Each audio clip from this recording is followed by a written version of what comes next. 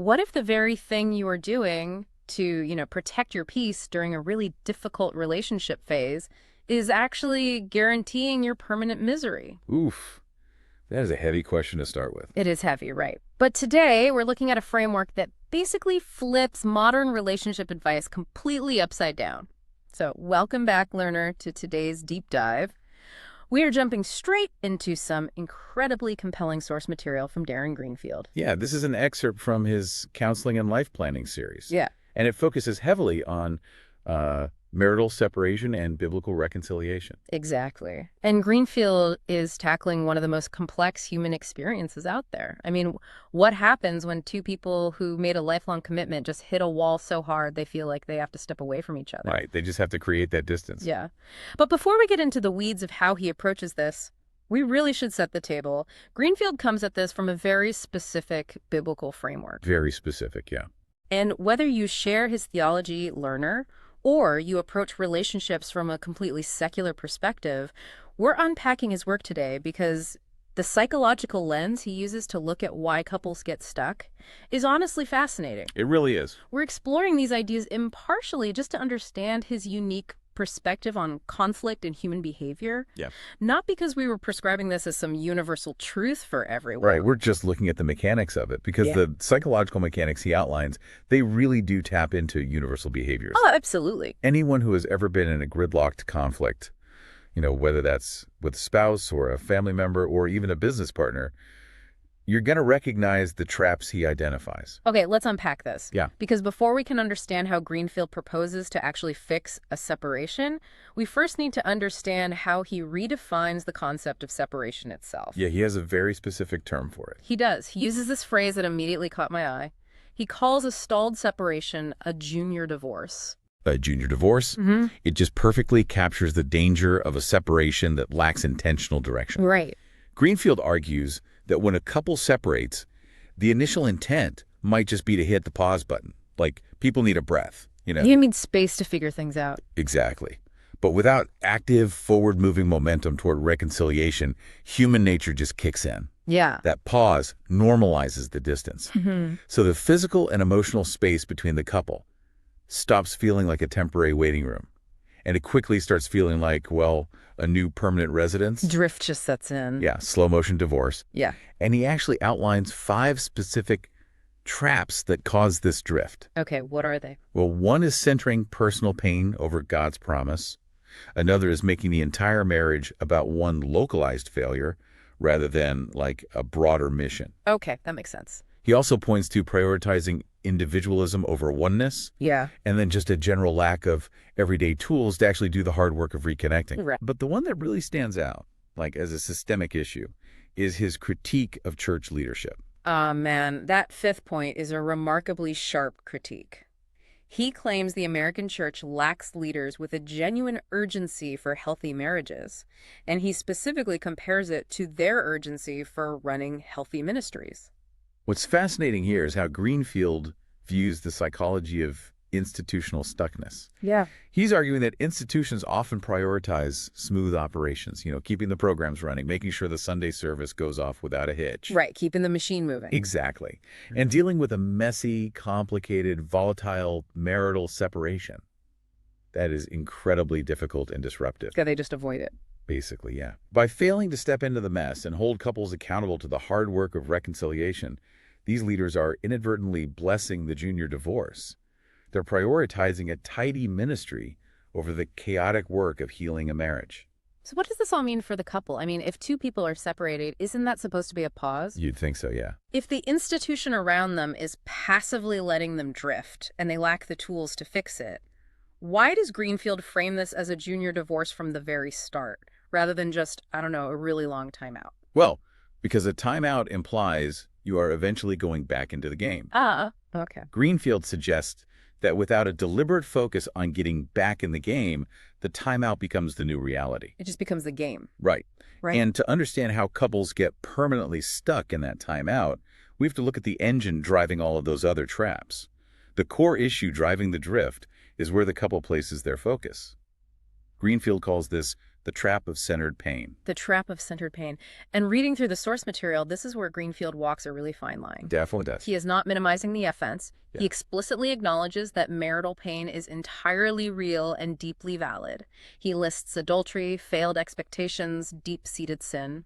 He's telling his audience, your pain is valid, the betrayal really happened. Validating the pain is crucial for him. But he warns that when couples center that valid pain in the reconciliation process, they unintentionally center defeat. Yeah, he uses this phrase, obscured vision. Right. If you put your pain at the dead center of your focus, you can only see to your pain. You cannot see through it, and you cannot see around it. It just takes up everything. Exactly. The pain takes up your entire field of vision, so the future starts to look entirely hopeless. And because the future looks hopeless, remaining separated suddenly feels like the only logical, comfortable option. The pain acts like this massive wall right in front of your face. Yeah. I mean, you can't navigate a path forward if you are staring at a brick wall. Here's where it gets really interesting for me. Thinking about this obscured vision, it's like driving a car while exclusively staring at the check engine light on the dashboard. Oh, that's a great way to put it. Right. You are acknowledging a very real problem. The engine might actually be failing. There might be smoke coming out of the hood. Yeah. But because your vision is completely obscured by staring downward at that glowing warning light, you take your eyes off the road. You lose sight of the horizon. And inevitably, you crash the car into a ditch. That analogy captures Greenfield's warning perfectly. He isn't telling couples to put a piece of black tape over the check engine light. Right. Ignoring it doesn't fix the engine. Exactly. Denying the pain or pretending the betrayal didn't happen is just as destructive.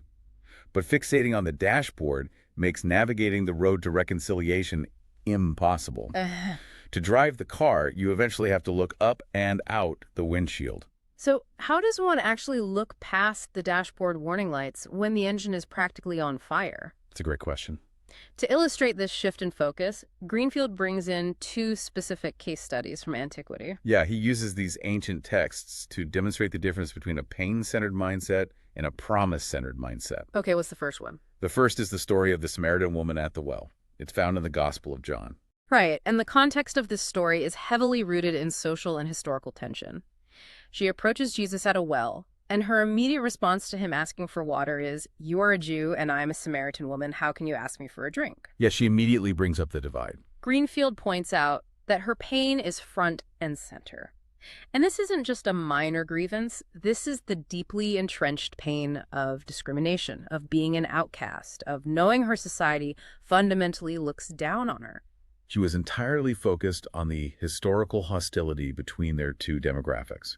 Her check engine light is glaring. Exactly. But in this narrative, Jesus refuses to let her stay anchored in that pain.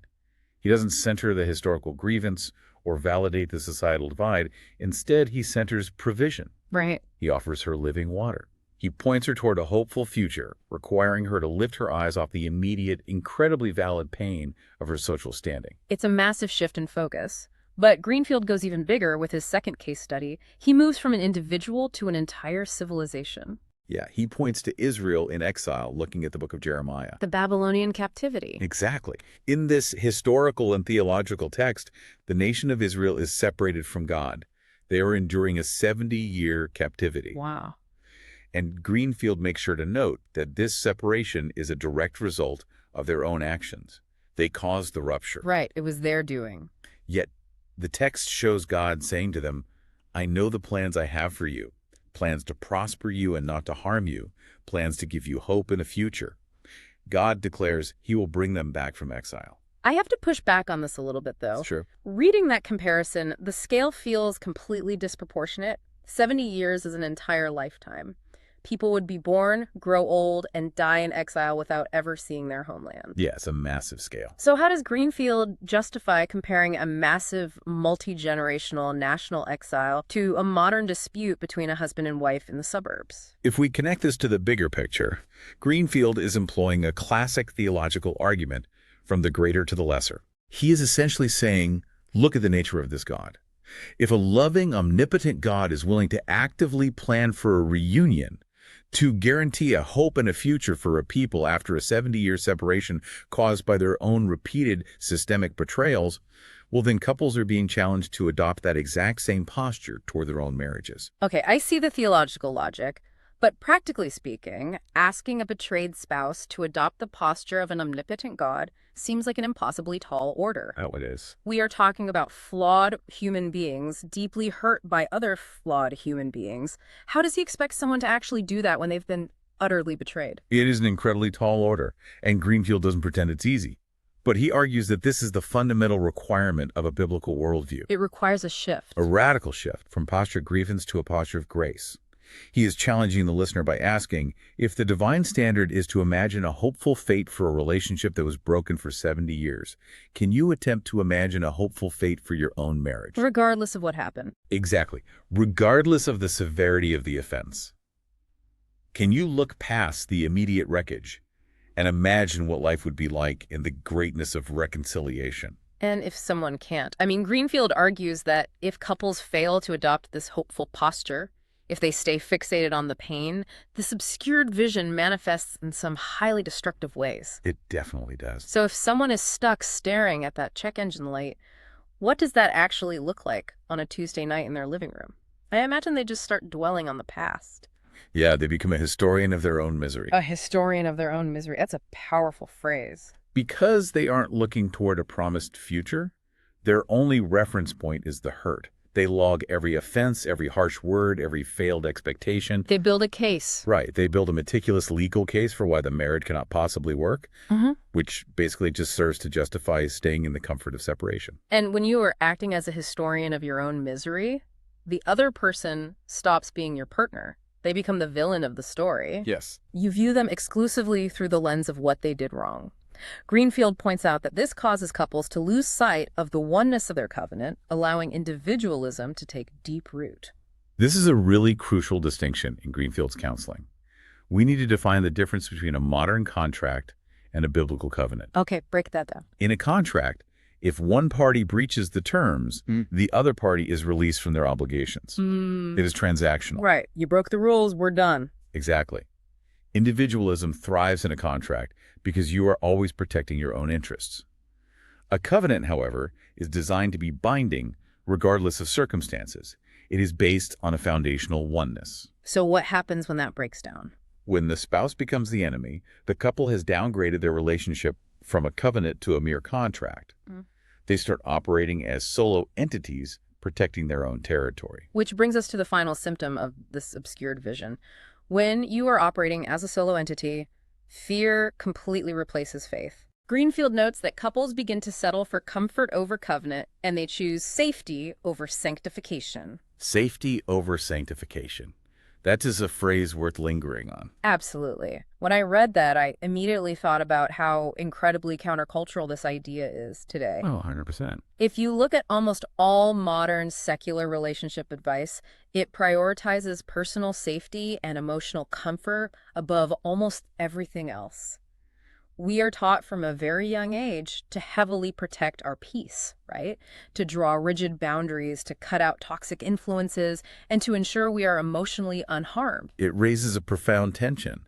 Modern self-care culture views emotional safety as the ultimate good. Right. But Greenfield's framework introduces sanctification, which is the theological concept of spiritual refinement, growth, and basically becoming holier. And sanctification is rarely, if ever, comfortable. Yeah, I'd imagine not. It usually involves conflict, forgiveness, and immense vulnerability. It is a massive collision of worldviews. Greenfield delivers some very tough love here. He states that centering your pain and choosing permanent separation simply because it feels safer is ultimately an act of unbelief. Wow. He says it is the individual declaring to God, "My pain is bigger than your power. My hurt is more permanent than your healing." He is framing fear-based separation as a failure of faith. He is demanding that couples trust in a literal resurrection of their marriage. That's a strong word, resurrection. Well, to believe in a resurrection requires believing that something dead can be brought back to life, which requires stepping entirely out of your safety zone and into a space of radical trust. Right. If you stay separated out of fear of being hurt again, you are choosing the safety of distance over the spiritual growth that comes from doing the grueling work of reconciliation. Pointing out these heavy symptoms is one thing. Diagnosing a failing marriage is relatively easy, honestly. But what really elevates Greenfield's source material is that he doesn't just leave his audience hanging with a heavy theological diagnosis. No, he doesn't. He provides a very specific, actionable prescription for how to actually rewire this mindset. Yeah, he offers a tangible exercise to actively pull your focus off the pain and intentionally place it onto a promise. The exercise involves 3 clear steps. First, you take out a piece of paper and write down every single pain point in the separation. Just get it all out. Right, you get all the resentment, all the betrayal, all the anger out on paper. Second, next to every single one of those pain points, you write down one promise from Scripture about redemptive power, healing, or hope. Okay. Third, you commit to praying those promises over the marriage daily. He insists the goal is not to deny that the pain exists, but to intentionally force the promise to sit above the pain in your mind. The psychology behind this exercise is remarkably sound. When human beings are traumatized or deeply hurt, our attention naturally narrows. We get tunnel vision. Exactly. We ruminate. We loop the painful memory over and over in our minds because our brain is trying to solve a threat. By forcing yourself to write the pain down, you are acknowledging the threat. You are validating the check engine light. Right. But by forcing yourself to immediately pair that written pain with a statement of hope or redemption, you are breaking the rumination loop. You are actively training your attention to look past the obstacle and focus on a potential solution. If you're sitting there, learner, thinking this doesn't apply to you because you aren't married or because you don't share this specific biblical worldview, think again. Yeah, don't tune this out. This is a universally powerful tool. Think about any relational gridlock in your life right now. Maybe it's a falling out with a sibling you haven't spoken to in years, or a bitter dispute with a business partner. We all have those. We do. The simple act of writing down your specific resentment and then intentionally pairing it with a statement of hope, or reminding yourself of the broader, positive mission of why that person is in your life to begin with, that action breaks the loop. It stops you from being a historian of your own misery. It interrupts the default script. It stops the slow-motion drift that ruins so many relationships, romantic or otherwise. And that concept of the broader mission ties perfectly into where Greenfield is taking his audience next. At the end of the source material, he teases the topic for his next counseling session. Oh, yeah. Which is the danger of making a marriage more about the mishap than the mission. Allowing a localized failure to define the entire enterprise. It is so easy to let one bad chapter rewrite the whole book. It really is. And that is exactly the thought I want to leave you with today, learner, to mull over on your own. Think about any long-term commitment in your life right now. It could be your career, a 20-year friendship, a complicated family dynamic, or your marriage. Any of them.